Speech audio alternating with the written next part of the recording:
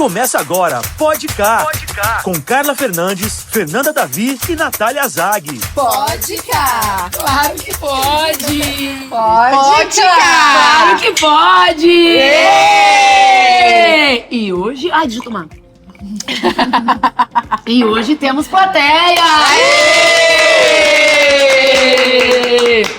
Gente, seja bem-vindo a mais um Pode Cá com quem? As meninas. Sim, literalmente tem as meninas da Lígia que vai conquistar o seu coração.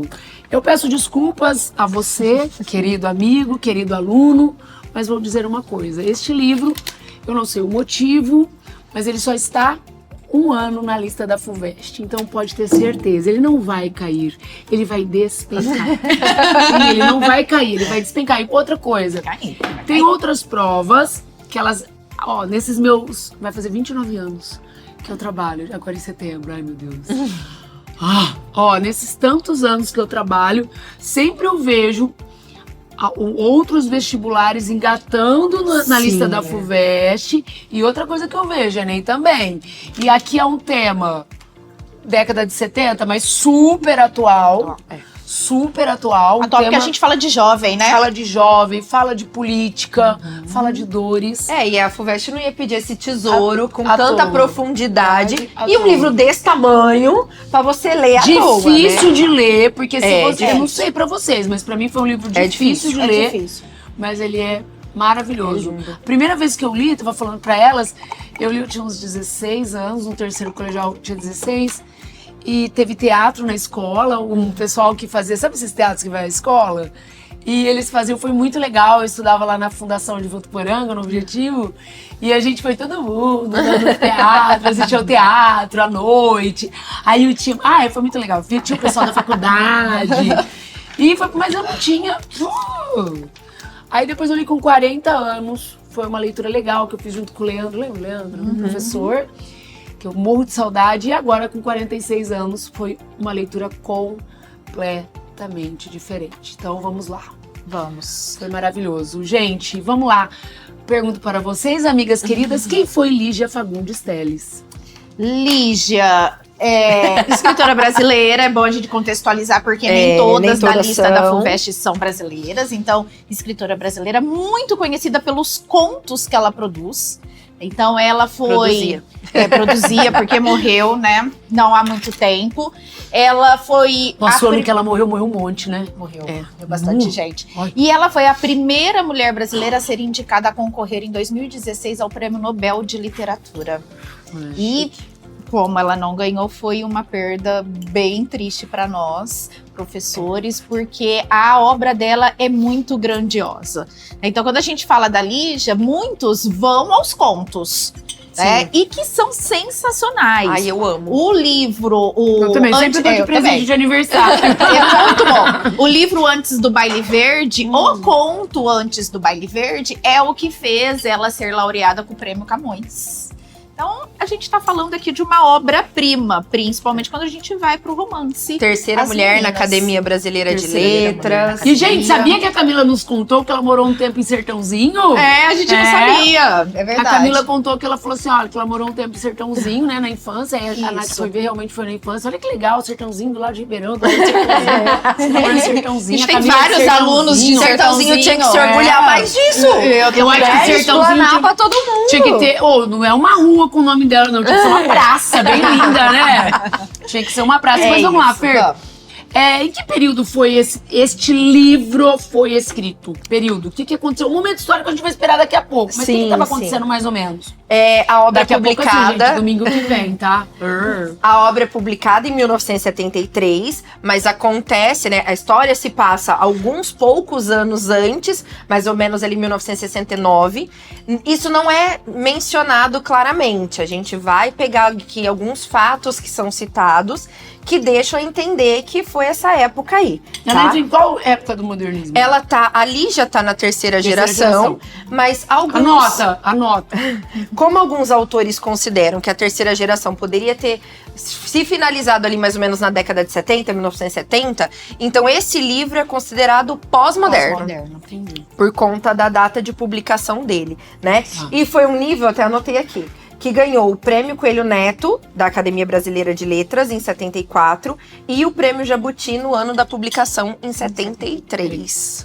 Gente, esse livro, por que ele, na minha visão, tá? Por que eu acho ele tão difícil de ser lido? Porque mistura. Quando você vê assim, eu quando na minha ignorância, né, falo pra vocês, mas, nossa, Vidas Secas é um livro difícil de ler. Não, isso aqui pra mim É muito mais. porque assim, tem a Lia fala, aí entra A Lorena. a Lorena e entra a Ana Clara, só que aí no meio de tudo isso tem um narrador que aparece. E tem os você pensamentos delas. É. Então a gente tem que ficar assim, ligado o tempo todo. Não dá pra dar aquele cochilo. Essa dificuldade está associada à técnica de escrita que a Lígia Lígia usa, tá?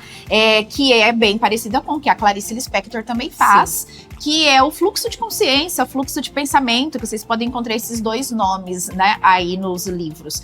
Que é escrever conforme vem o fluxo do pensamento. E o nosso fluxo, ele não é linear. Não. E nem conclui todas as ideias que a gente Não. inicia. Exato, no Então, mesmo esse é o momento, problema. né, também. Quando a gente vai ler um livro, a gente espera começar a ler uma informação e ela ser concluída. E aqui não é sempre que isso acontece. E Não, da Ana Clara? Ó, mas Tá da na Lorena também, Da porque Lorena. muitas informações, assim como o nosso pensamento, a gente começa a pensar agora, corta o caminho, entram 10 assuntos e depois a gente retoma. Então, muitas vezes ele fala assim, nossa, mas já falou isso no livro, tá falando de novo? Mas é porque o nosso pensamento é assim. Muitas vezes a gente retoma aquilo que a gente pensou 10 minutos atrás e continua desenvolvendo o É pensamento. a primeira vez que aparece a Ana Clara, ela fala um assunto. Hora que volta um capítulo da Ana Clara de novo, ela fala a mesma coisa. E ela repete, fica lá toda turva, né? Toda naquela alucinação. na turva. Inclusive, vocês podem encontrar aí nas páginas da internet a ideia de que é um livro com narrativa em espiral.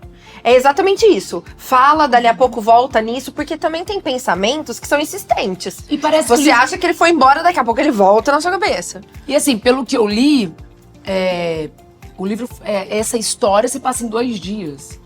Vocês já viram? isso. É isso, né? A história se isso. passa em 2 dias. É. E aí eu fiquei analisando sobre a minha vida. Gente, a minha vida, claro, todo mundo fica alucinada, mas tanta coisa. Não de droga. Tanta Não, coisa que a gente vive em Tanta 2 coisa dias. que eu vivo em 2 dias, assim, isso. tantas coisas que acontecem, que passam no meu pensamento.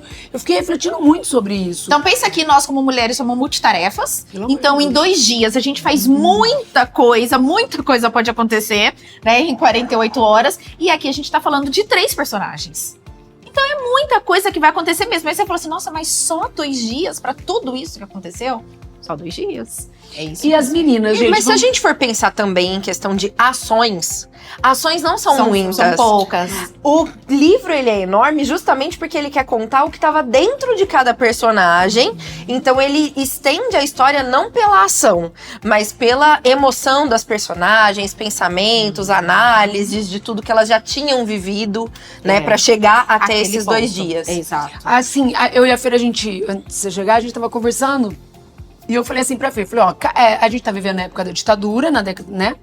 Só que cada uma Vivencia de das uma maneira. meninas vivencia a ditadura de uma forma.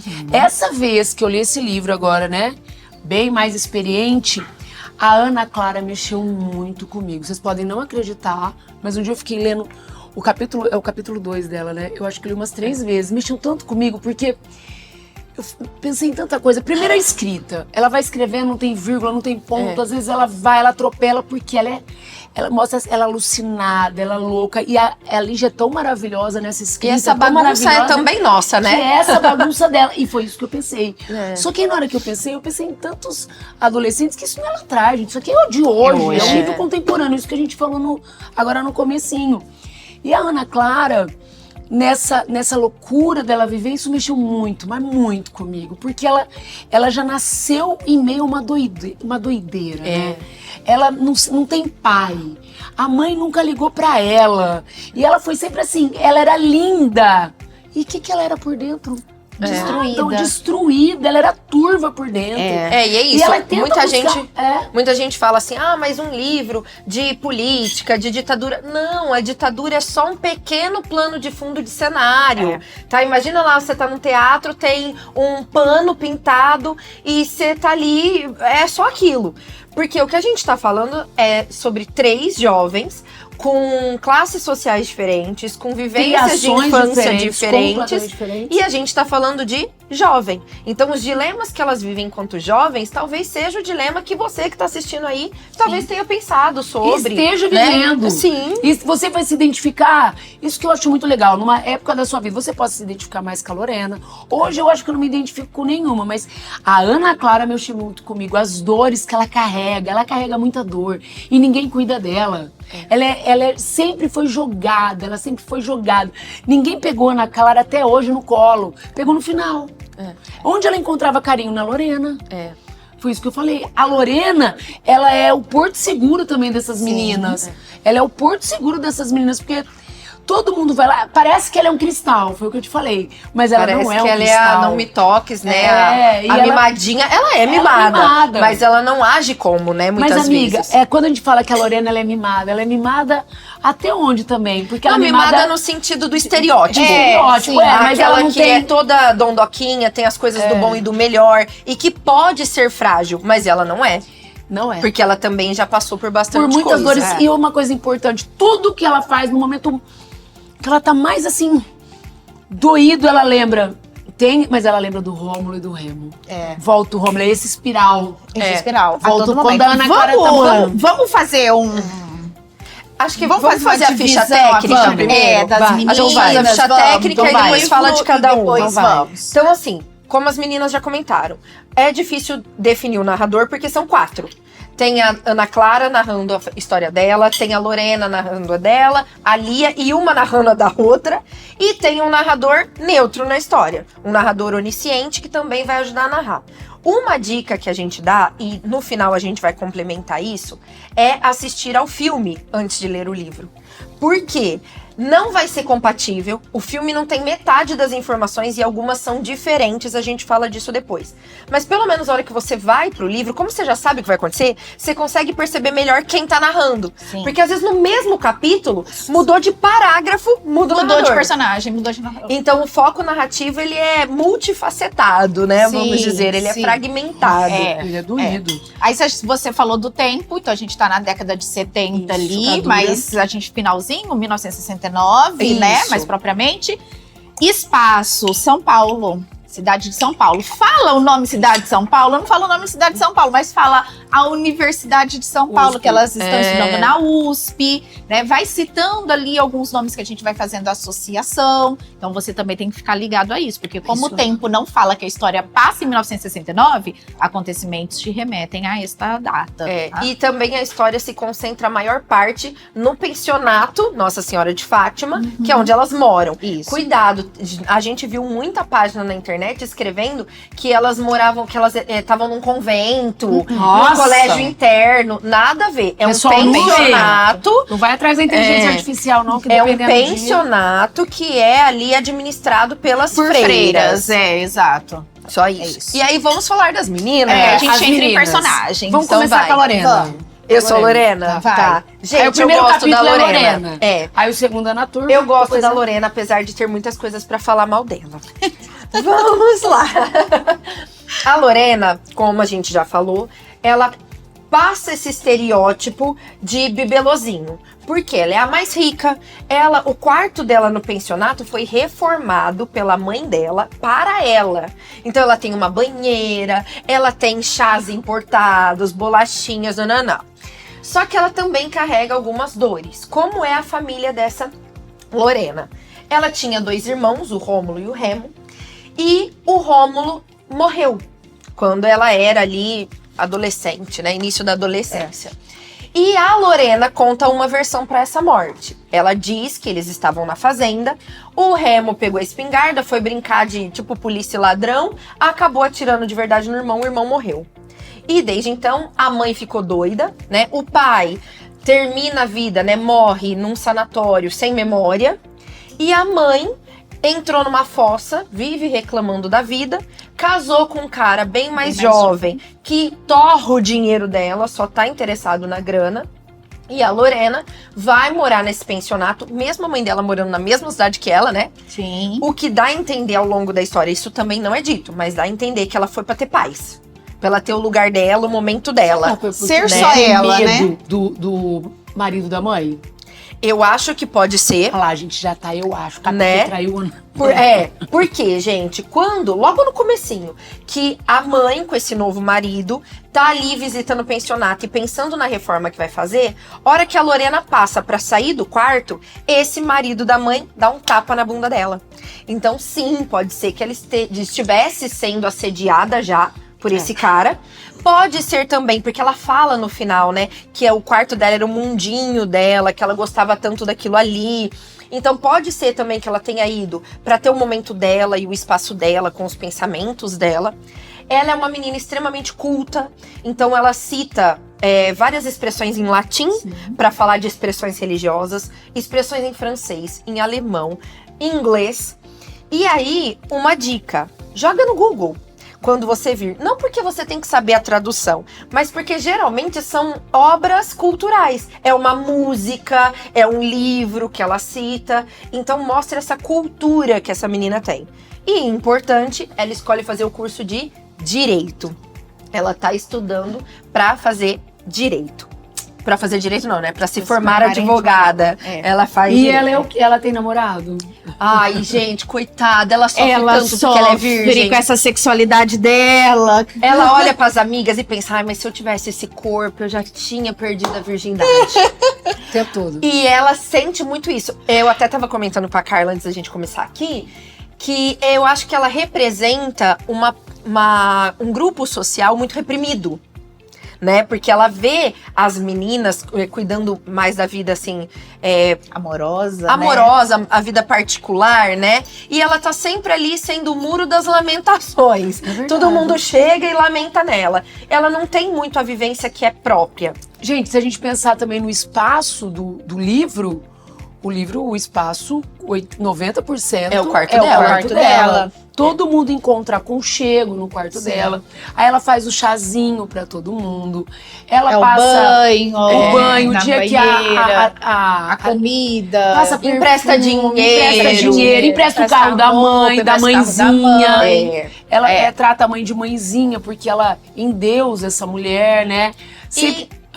É importante falar que ela tem esse problema com a sexualidade. Ela namora um carinha da faculdade. E aí, o único dia que eles têm a oportunidade o único momento, né? Tipo um negócio, um fervinho a mais. Uma mão boba. Ali atrapalha primeiro, depois atrapalha na Clara e ela desiste. E depois ela vai nutrir. E ele nunca mais volta, né? Não, Nunca mais. volta. Ela perde a oportunidade e o namorado não. E namorado aí ela vai ficar Fabrício. sofrendo a narrativa em espiral, porque ela fala desse Fabrício que nunca mais apareceu e nunca ligou. E ela vai nutrir uma paixão platônica por um médico que ela se refere o tempo todo na obra como MN, tá? E como ela conhece esse médico? A Ana Clara vai engravidar e ela não só vai pagar e ajudar a Ana Clara, mas vai levar a Ana Clara pra fazer o aborto, a pedido da Ana Clara. E ela se apaixona pelo médico que fez o aborto. Tá? E Ela só esse viu. médico. Ela só viu. Que ela E só ele é viu. casado, tem 5 filhos. E ela fica pensando, por que ele não me liga? É. Eu mandei o bilhete, Por que ele ele não larga daquela mulher? Ô, Por que que ele gente, não larga pessoal, dos tem celular na filhos? época não. Então ela vai lá Não. na janela e fica perguntando pra freira. Irmã É. fulana. Ele me liga. Ele Ela ligou. não quer sair de casa, isso é importante dizer. Ela não sai, quer em momento ela algum não ela sai de sai casa. do quarto dela. Ela não Porque sai. ela tá esperando a ligação. É. Toda hora, Toda hora o MN dele. me ligou e ela fica, né, alimentando essa paixão platônica por este homem. E aí, de perfil dela, o que a gente pode lembrar, então? Ela sofre muito, ela não é essa menina totalmente mimada que teve uma infância totalmente cheia de flores. Ela sofre muito com essa questão de ver a mãe desse jeito, perdendo dinheiro pra esse novinho aí. Ela sofre muito com a perda do irmão. E o irmão que tá vivo, o Remo, ele é diplomata, vive viajando o mundo e mandando presentes pra ela. E ela também começa a questionar se ele fica sempre longe, porque voltar o faria lembrar e sentir culpa. Alimentar uma dor, né? Então ela sofre porque o irmão que ficou vivo tá distante dela. Ela vai ser essa pessoa aí com a paixão platônica e com problema com a própria sexualidade. Ela fala até pra freira, né? Ela desabafa. A irmã só pensa em sexo. Ela fala isso pra freira. Aí a freira, quanto? Muito. Toda hora. Ela fala. Então ela fica muito presa a isso. E ela é esse suporte financeiro e emocional para as duas colegas, Posso perguntar tá? uma coisa? Vocês já tiveram amor platônico? Eu já tive. Já. Eu já tive. Ah, Quando eu quem tinha. nunca? Que eu tirei a Quem primeira nunca? pedra. Então, por isso, É. mais uma identificação que a gente faz, né? E quem nunca não ficou no quase? Pelo amor de Então, Deus. assim como Esperando ela, quando que tinha esse telefone, menino não é da época de é. vocês, gente, mas quando tinha o telefone, brigava com a Ana Paula, minha irmã, quem vai entender? Pra ver se o fulano ligava, nossa. E como era aí, legal. vocês querem que eu já fale da representação dela ou no final a gente representa todo mundo? Pode ser, se quiser, eu acho que é melhor. Bom, eu vou falar, fala agora da representação. Fala a representação e a gente faz uma parte 2? O que vocês acham? Eu acho que pode ser. Né? Tá bom, fala a Pra não ficar representação. muito longo, Pra você não gente ficar depois cansado. não ficar fragmentada as informações também. Isso. Vai. Então vamos lá. Cada uma das 3 meninas vai representar algo na sociedade. A Lorena, ela representa a burguesia, a galera rica, vivendo num período da ditadura militar. Então ela fala muitas vezes pra Lia, que é a mais engajada, que ela não entende o pra que isso, que ela não se sente afetada diretamente pela ditadura militar, que ela não consegue ver grandes problemas nisso, tá? E aí pode parecer que ela seja uma alienada, né? Porque ela se abstém disso, mas ao mesmo tempo é o que a gente já falou, cada uma vai ter o seu jeito de viver a ditadura, justamente pela história e a condição social. a classe tá? social que pertence. E aí ela, sim, pode ter traços de uma certa alienação, porque, por exemplo, ela fala que não percebe a ditadura, que não entende a perseguição aos intelectuais, mas ela ouve Chico Buarque, por exemplo. Então, assim, ela tá participando de alguma forma. Ela tem acesso a uma informação sobre isso de alguma forma. Ela tá numa universidade, né? Ela tem Na amiga... USP, é melhor. E a universidade está em greve, né? A É bom universidade dizer está isso. em greve. Vai então voltar isso aula já amanhã, no afetou. outro dia, né? Quando Isso já termina o afetou livro. de alguma forma, né? Ela tem uma amiga que é a Lia, que é do movimento estudantil. E ela dá dinheiro pro movimento, porque ela deu Muito. dinheiro pra ela ir embora. Pra A mamãe- Lia a mãezinha. socorrer o povo que tava na cadeia, o namorado que tava na cadeia, enfim. Então, na verdade, talvez ela não se engaje por não achar que ela precisasse lutar contra isso, né? Ou porque às vezes ela não visse a necessidade mesmo, né? É para ela o jeito que tá bom, Sim. né? Não visse que fosse, mesmo as pessoas que estão ao redor dela, que vivem mais próximo à ditadura, ela não vê tantas consequências negativas, não afeta, né? Porque o dela tá garantido. Então, Isso. mudando ou não, perseguindo ou não, censurando ou não, a vida dela Ela tá, continua continua. mesmo. E ela até fala, gente, pra que a Lia vai atrás disso? Isso. Pra que a Lia tá tudo tão tranquilo? Pra que a Lia vai fazer isso? E o que a gente vai perceber em todas as meninas é que elas também, a gente tem que pensar não só que elas representam algo no contexto histórico, elas representam algo no ser menina nesse contexto. Nesse contexto. Então a gente vai ver que todas elas, cada uma à sua maneira, mostra uma transição entre a mulher, perfil tradicional, papéis exigidos pela sociedade e a mulher que elas desejam ser. Então ela quer perder a virgindade, ela quer um namorado, ela fala que ela não quer casar, mas aí em conversa com a mãe fala, não, mas você precisa. Não, mas uma mulher vai ser validada pelo casamento. Tanto que a mãe se né? preocupa com a virgindade dela, né? E aí eu acho que bem de leve, mas a gente pode comparar com a Marta. Porque a mãe ficava preocupada que ela tinha que casar. É. Porque E ela não foi nem feliz, né? Ela já tinha uma independência financeira, assim como a Lorena tem, porque é herdeira. Mas tinha que casar pra ter uma Pra importância por causa social, social. um respeito, Um respeito. na sociedade. É. Então ela fica muito nessa, né? Ao mesmo tempo em que ela tá chavecando um cara casado, ela também quer um casamento tradicional. Então a gente vai ver as 3 personagens, então tô focando na Lorena, desculpa. Ela fica mais nesse papel da mulher em si, o feminino e o casamento. Fechou. Gente, mas esse negócio também de ter que casar pra fechar, não é só de geração em geração. Hoje que não é, que é super diferente, né? Mas a gente já tá Mas começando a ver também agora. a roda girando um pouquinho, né? Tem uma galera totalmente conservadora buscando casamentos, né? O que houve de muita gente não querendo, agora vai. É. Então, gente, Roda. domingo Bora que pra parte vem dois. tem a segunda parte. Esperamos vocês e eu peço muito, nós pedimos muito pra vocês, é pra curtir, pra comentar, compartilhe o nosso vídeo, aproveite que tá Se aí, tá inscreva chegando. no nosso canal. Bora, Por não espera a favor. água bater na bunda. hein? Até o próximo. Beijo, gente. Tchau. Você assistiu Pode Cá, com Carla Fernandes, Fernanda Davi e Natália Zag. Pode cá. Claro que pode.